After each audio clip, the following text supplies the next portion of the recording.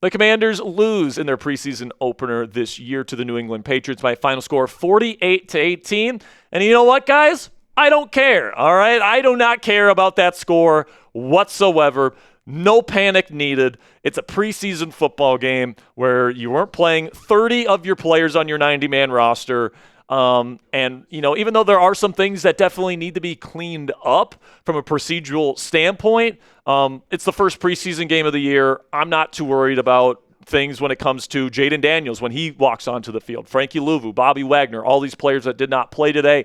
I have a very high level of confidence in the first team Commanders unit. Today we didn't get to see any of that outside of some rookies that are going to play early that we'll talk about on this show. But overall, my overall message for you guys is I don't care about this score. But make sure you guys click that subscribe button, because if there's one thing I do care about, it's about the Washington Commanders, man. I love this football team. I want to experience this season with you guys. And if you guys want daily and free and in-depth Commanders content on this channel every single day, if you guys want post-game reactions to every single game this year, live watch parties for every game this year. I'm currently filming this during our first preseason watch party of the year. It was so much fun, guys. Tons of super chats. Gave away Jaden Daniels t-shirt. It was so much fun, guys. So if you didn't show up for the first preseason watch party, you can catch us next week by clicking that subscribe button. So we'll start with my winners list here. And I thought JerZahn Newton flashed very early. And then obviously, you know, Dan Quinn pulled starters for tonight's game out pretty early. But JerZahn, when he was out there, had two quick pressures up the middle, and he was going up against the first team New England Patriots offensive line. Now, the Patriots O-line kind of famously isn't very good. But the fact that JerZahn Newton is showing you exactly what you want him to show you, and just on the first drive alone, getting into the backfield, getting Drake May, forcing a fumble today on Drake May. A lot of good stuff from JerZahn Newton, who was straight up dominant on his Illinois film coming out 2 years ago, or last year, I should say, at this point. But Newton looks like he's going to be a contributor up the middle at the defensive tackle spot for this defense, and I'm excited to see how he grows heading into his second year in the league. Then Trey Amos, a rookie out of Ole Miss, he's slated to be a full-time starter starting week 1 when this team plays the New York Football Giants. He's a second-round rookie out of Ole Miss. He's had a phenomenal camp, and he did a good job today against the first-team Patriots offense, shutting down Matt Collins on a fade route in the end zone, on a red zone attempt by Drake May. So overall, good day at the office for Trey Amos, exactly what you wanted to see. I also thought Jeremy Reaves looked really good in the open field. Now, he did draw a penalty for lowering his helmet, but I think that he was really good in open space. He was doing a consistent job bringing down the running backs in space, and he was just really good at pursuing the ball carrier today, which is exactly what you wanted to see. He was one of the standout defensive players, so it's nice to see Jeremy make an impact outside of something that's just special teams. Then you get to JaCorey Croskey-Merritt, the 7th-round rookie running back out of Arizona, and JCM or Bill, whatever you guys want to call him, whatever nickname you prefer for JaCorey, like he only had 24 yards on 7 carries, and his long was only a 9-yard carry, but like he was impressive tonight, guys. Like I'm telling you, man, like when he was pretty much the first team running back today. So that means there was the second team Commanders offensive line versus the first team Patriots defensive line, which is pretty freaking good. And because of that, the Patriots players were usually right back there in the backfield when Merritt got the football, and he made multiple people miss in the backfield today to be able to get positive yardage. And, you know, he lowered his shoulder a couple of times today to pick up first downs in short yardage situations. You could see, you know, kind of his change of direction ability. It was all on display. You saw his receiving chops as well. There was like a 16-yard reception that was brought back thanks to an offensive holding call. I think you saw exactly what you wanted to see from JaCorey Croskey-Merritt today. It seems like he has solidified himself at this point as the RB3 on the depth chart because of the fact that he started tonight's game. But definitely a good game for JaCorey Croskey-Merritt, and he's definitely a winner in my book today. So I want to know, down there in the comments section for today's pinned question, what's your one-word reaction from tonight's game? My one-word reaction is IDC, otherwise known as I don't care about the final result of this game. I only care about the players and how they played. But let me know you guys' one-word reaction down there in the comment section. YouTube's going to throw you an ad break here in just a couple of seconds. And when that happens, take advantage of that time. But let me know your one-word reaction to tonight's loss. Then we get to some players that played in the second half in this football game. Tay Martin looked really good out there as a kind of third-string wide receiver. Multiple catches today, 3 receptions for 36 yards, had a long of 22. So, he popped today. Josh Johnson and Tay Martin had a good connection there in the second half, so good on him. But I honestly thought the most impressive receiver in the second half, and maybe the entire game, was JaCorey Brooks. All right, so 2 JaCorey rookies on this Commanders roster, and JaCorey Brooks had 5 catches for 59 yards and a long of 16. He's wearing number 16, by the way, but I always thought JaCorey Brooks was somebody with really good ball skills and body control. He showed off some of the route running today. Now, obviously, he was going up against, third and fourth team corners. How would he look against like a legit first team corner? Who knows? But JaCorey definitely showed out today, and I think the coaches probably took stock in that. We'll see how much time he gets playing next week. Then we get to the final winner, which was Josh Johnson. Now, he had an interception on, maybe not the best placed football that was popped up into the air and picked off. But overall, 15 to 22 for 173 and a tud as well. Like, that's not a bad performance whatsoever, all right? And you could just tell aesthetically watching the game that Josh Johnson was throwing a much better football than Sam Hartman was, who did not have a good game today, frankly. But Josh Johnson, I think, probably pretty clearly is the number 3 quarterback on this team. I would be a little bit surprised if he doesn't play ahead of Sam Hartman next week. But I would say he has the inline road of making this roster because of that.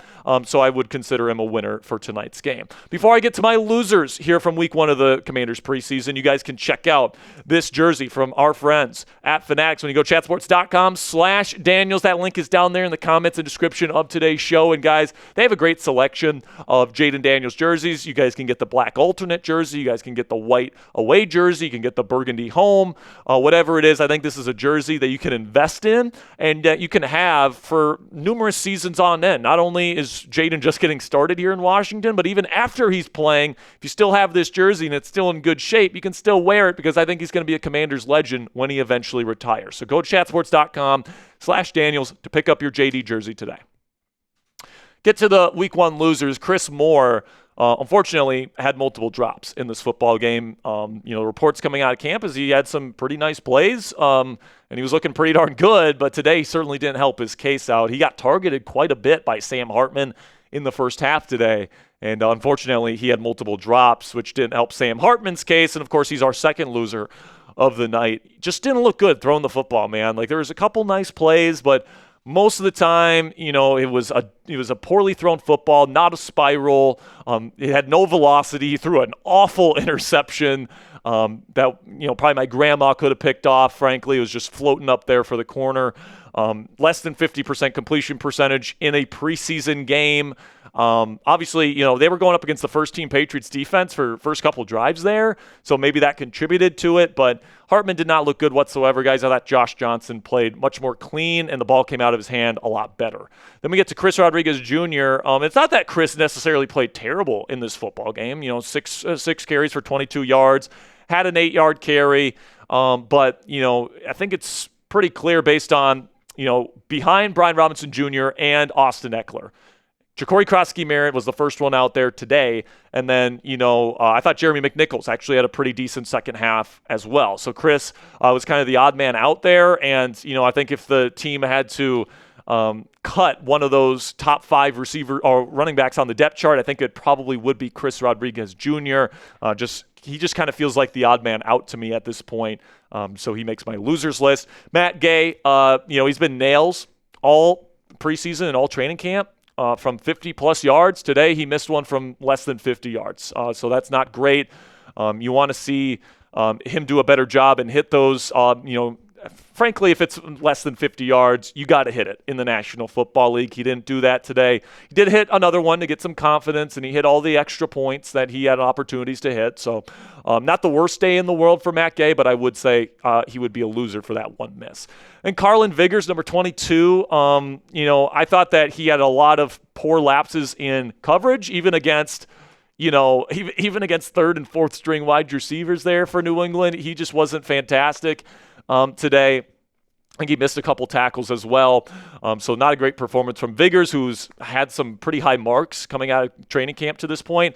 Another loser, special teams. This is the one area of the game where I actually am a little bit concerned because, like, they got to get this right. Like, they can't allow Travion Henderson to, return that for a touchdown, week one. You can't let Tyrone Tracy, for example, from the Giants do that on you. And it was multiple today. It was not just one, but multiple. Can't remember if it was 2 or 3 really long runs for the New England Patriots on special teams that just cannot happen. So they got to figure that out. They also have to figure out the procedural penalties. There's way too much of those today.